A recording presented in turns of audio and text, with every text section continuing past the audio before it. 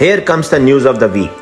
The Netherlands is facing a crisis driven by nitrogen emissions from livestock, and the EU mandate to reduce Dutch livestock by a third by 2026 has intensified farmers' discontent. Excessive nitrogen levels linked to manure have degraded water quality, prompting the EU to impose restrictions. To avoid drastic livestock reductions, the Netherlands is likely to seek market outside the EU to offload its surplus manure. India, as a developing country, must stay vigilant. In 95-96, following the establishment of the WTO, there was an attempt to export Dutch manure to India, which sparked widespread opposition due to India's self-sufficiency in manure.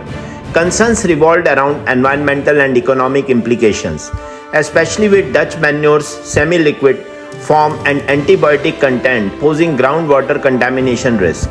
Given the Netherlands' 41% emission contribution from agriculture and its commitment of 24.3 billion euros to mitigate emissions, the possibility of resurrecting this export route cannot be ruled out. India must remain cautious of such moves, considering both economic and ecological impacts. Renewed efforts could reappear under the guise of trade agreements, posing potential risks to Indian agriculture and the broader economy, says Mr. Devendra Sharma, an agri-expert. For Schauna Chauhan of Parle Agro, disruptions are not merely hurdles, but opportunities for innovation and growth. Despite challenges like supply chain disruptions and inflation following the pandemic, Chauhan has pursued bold strategies, particularly in the dairy category, where corporate giants like Coca-Cola and Nestle have struggled against robust Indian milk cooperatives. Under Chauhan's leadership, Parle Agro has launched Smooth dairy beverages at an affordable price of ₹10, capturing consumer interest.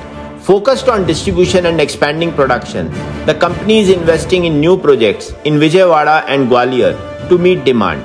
With over 2 decades of experience, Chauhan combines data-driven insights with intuition, believing in learning on the go. Her approach has paid off as Parle Agro recorded 12% growth this summer, solidifying its position in the dairy sector amid a turbulent market landscape. In the past decade, the FSSAI has shifted to a more proactive, industry-friendly stance. According to NESTLE India's CMD Suresh Narayanan, during a media roundtable, Narayanan praised FSSAI quicker response times and greater transparency, calling it a dramatic change in the tone and tenor since the 2015 Maggi noodles controversy. This crisis, which led to a temporary ban due to alleged elevated lead levels, brought FSSAI to the national spotlight and underscored the need for stringent oversight. Since then, FSSAI credibility has strengthened, bolstered by the setup of NABL accredited labs for reliable testing.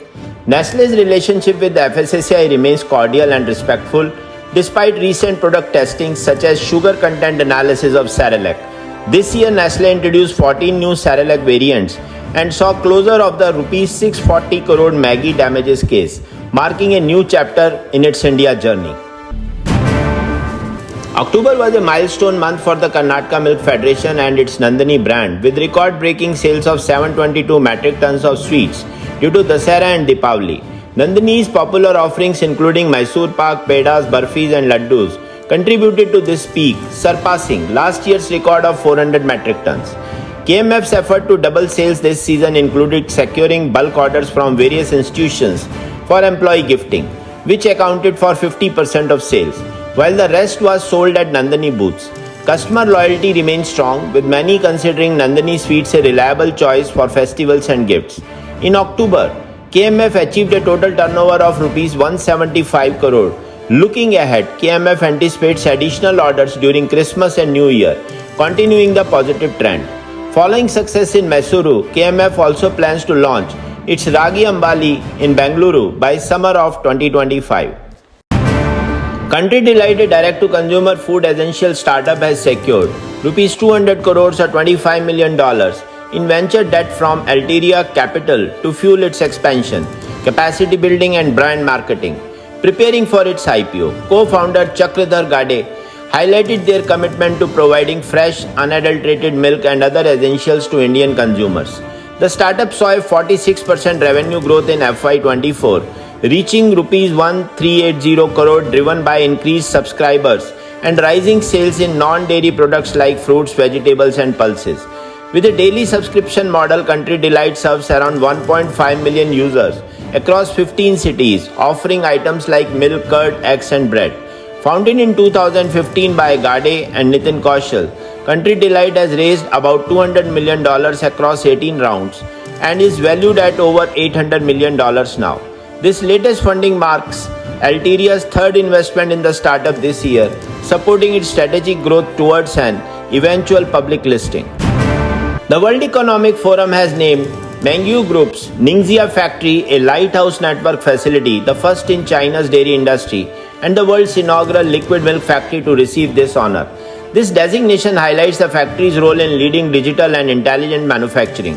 By integrating over 30 fourth industrial revolution practices, Ningxia factory has achieved a 55% reduction in delivery cycles and a 32% decrease in operating costs, while significantly enhancing efficiency and product quality. Utilizing 5G and advanced digitalization, Ningxia factory operates on a department-free platform with AI-driven platforms for supply, quality control and logistics. It holds LEED Gold certification and boasts 154 patents. Mengniu aims to further transform China dairy sector by creating top-tier lighthouse clusters, promoting data-driven innovation and high-quality development across the industry.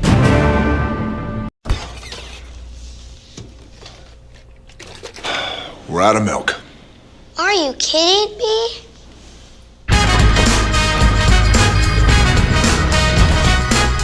Mister! What? Up there!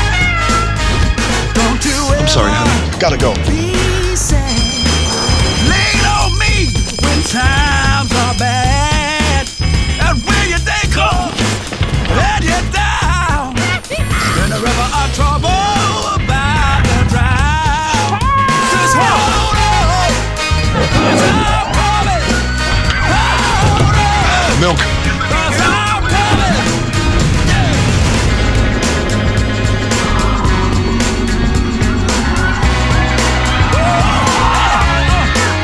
Just hold on. Ladies, gotta go to work. Cause I'm coming.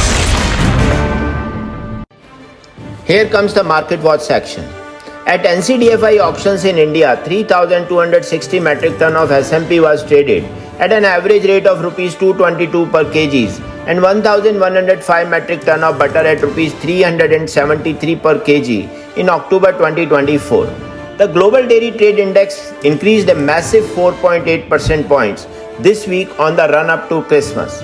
Such was the demand that 7 of the 8 product groups saw improvements in the average price index, with butter rising a massive 8.3% to $6,990 on the previous auction mid-October, while AMF was up by 4.6% to $7,558 per metric ton.